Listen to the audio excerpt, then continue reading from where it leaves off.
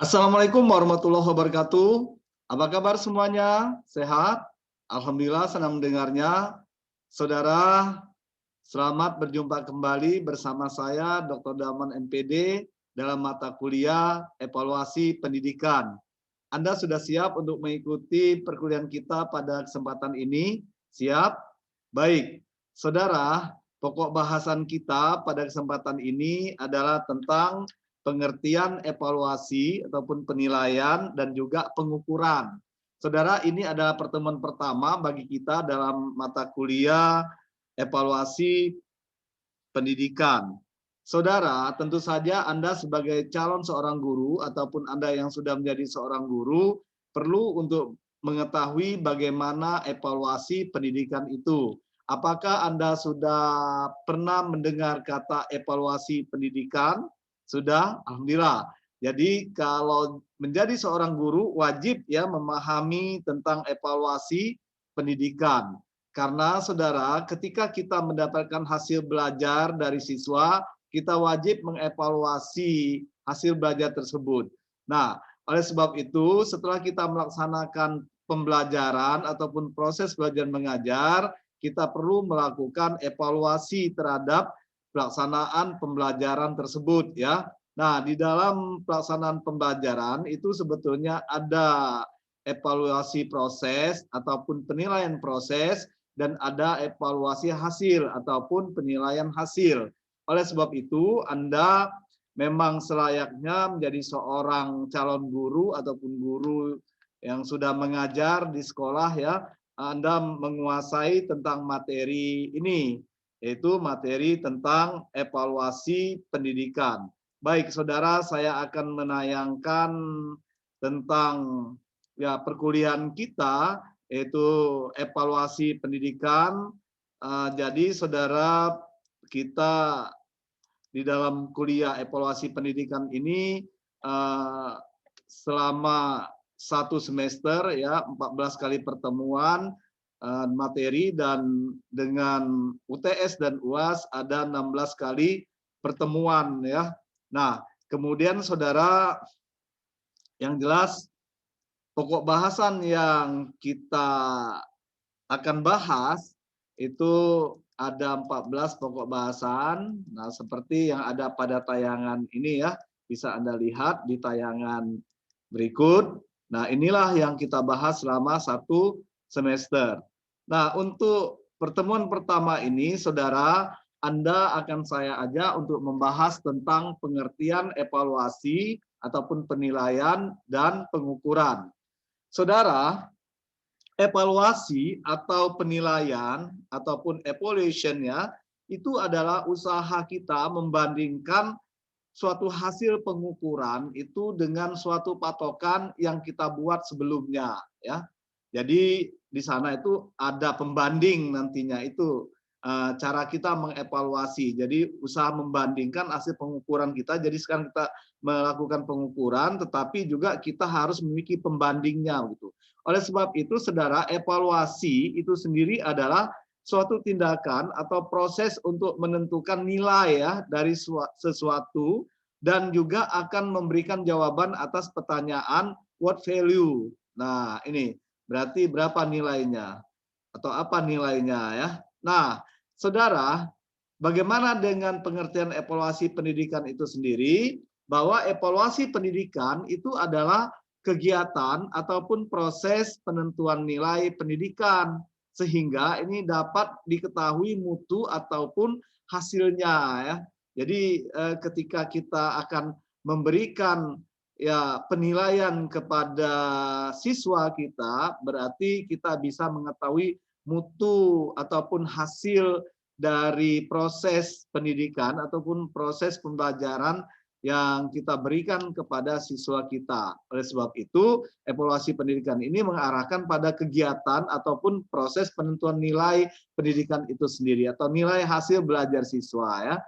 Nah, saudara, menurut Lembaga Administrasi Negara itu sebetulnya evaluasi pendidikan itu sendiri yang pertama itu diartikan sebagai proses atau kegiatan untuk menentukan kemajuan pendidikan itu sendiri ya.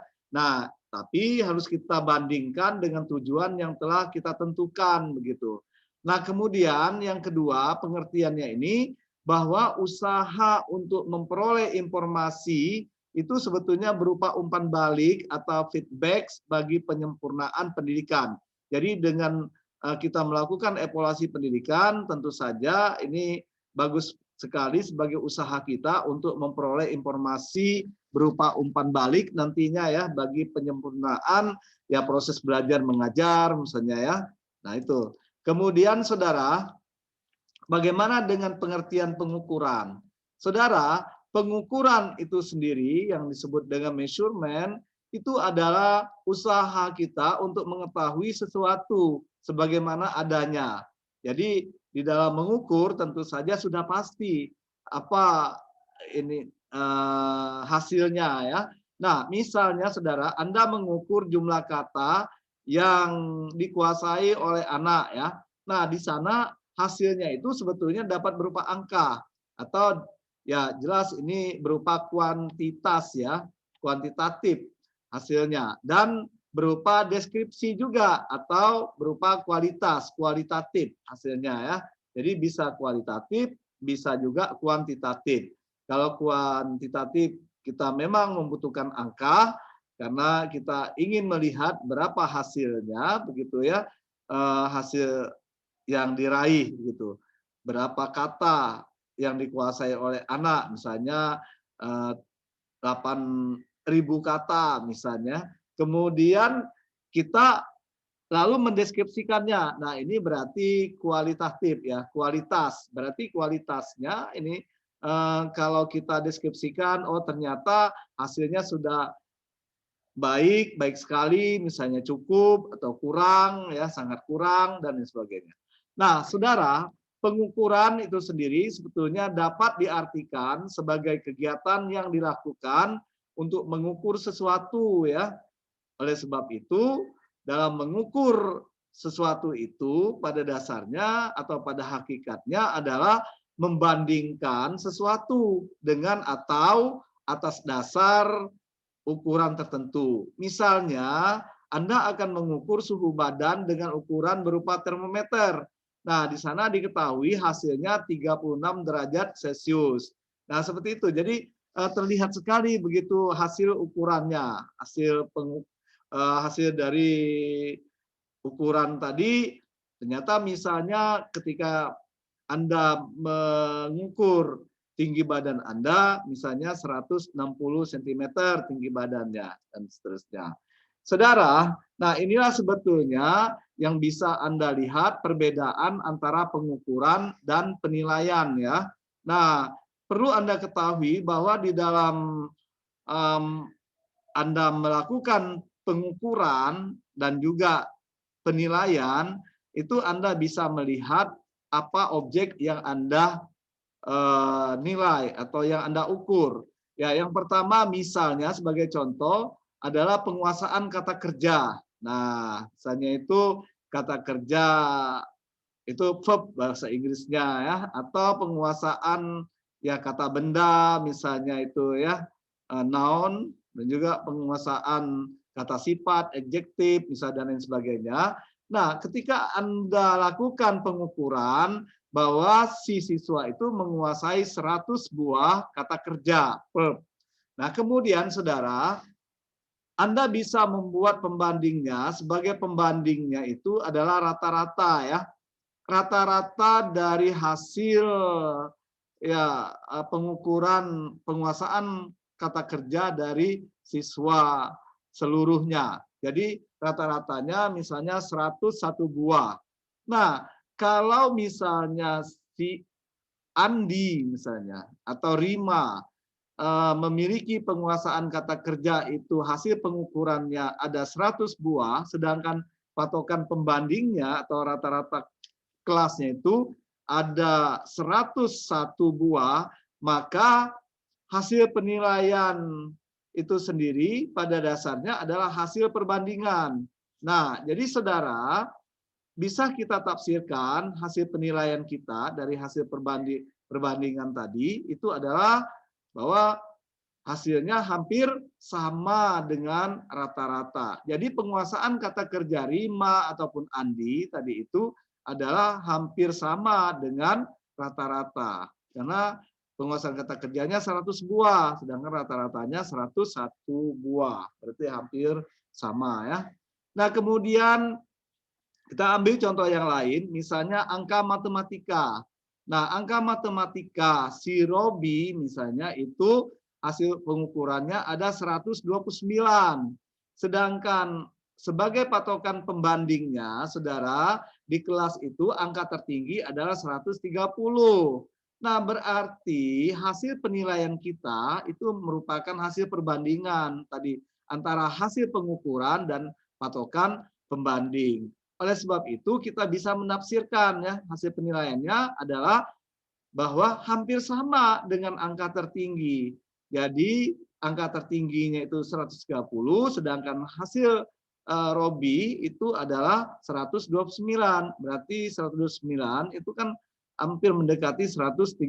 Berarti bisa kita tafsirkan sebagai hasil penilaiannya adalah hampir sama dengan angka tertinggi. Begitu juga dengan kalau rata-rata kelasnya 85. Sementara misal Robi mendapat 129, berarti hasil penilaian kita adalah hasil perbandingan tadi itu adalah jauh lebih tinggi dari rata-rata kelas. Jadi hasil pengukuran dari Robi tadi itu jauh lebih tinggi daripada rata-rata kelasnya yaitu 85. Begitu juga dengan batas lulus, misalnya 80 ya sebagai pembanding, patokan pembanding. Sementara Ana itu angka matematikanya mendapat 129 di dalam ujiannya ya. Nah, oleh sebab itu apabila kita berikan penilaian, maka hasilnya adalah jauh melampaui batas lulus. Nah, jadi saudara 129 hasil pengukuran angka matematika Ana tersebut itu jauh melampaui batas lulusnya ada 80. Jadi jauh dari 80 ini 129 ya.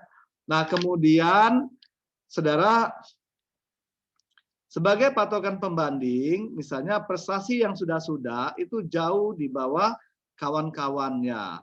Nah, sementara si hasil pengukuran tadi itu, angka matematika si Romi misalnya 129. Padahal prestasi yang sudah-sudah itu jauh di bawah kawan-kawannya tadi itu. Nah, berarti prestasi yang diperoleh oleh Doni itu berarti hasil penilaian kita adalah prestasi yang sangat gemilang. Karena biasanya dia jauh di bawah kawan-kawannya, dengan saat ini berarti 129 hasil pengukuran dari angka matematika si Domi itu hasil penilaiannya adalah prestasi yang sangat gemilang. Nah, seperti itu. Ya, saudara, saya kira untuk pertemuan pertama ini saya kira cukup ya. Dan saya berharap Anda bisa menguasai materi pada pertemuan perdana ini ya dengan cara membaca buku yang berhubungan dengan pokok bahasan kita ya. Kemudian Anda juga bisa membaca artikel yang ada di jurnal melalui Google ya, bisa jadi di web internet banyak sekali itu. Anda bisa mempelajarinya secara lebih mendalam, Anda kuasai ya. Kemudian Anda juga bisa belajar melalui video pembelajaran, bisa Anda berulang kali menonton video pembelajaran ini ya, dan Anda bisa memahaminya dengan seksama, lalu nanti Anda rangkum hasil pemahaman Anda dan Anda sampaikan hasilnya ke email saya yaitu dalman.bangka@gmail.com. Jadi silakan saja Anda pahami materi kita pada hari ini yaitu tentang pengertian evaluasi dan penilaian ya, evaluasi ataupun penilaian dan pengukuran. Silakan Anda rangkum dan saya yakin ya Anda pasti bisa ya. Ya, selamat belajar, sampai jumpa pada perkuliahan berikutnya. Terima kasih atas perhatian Anda. Saya Eri. Wassalamualaikum warahmatullahi wabarakatuh.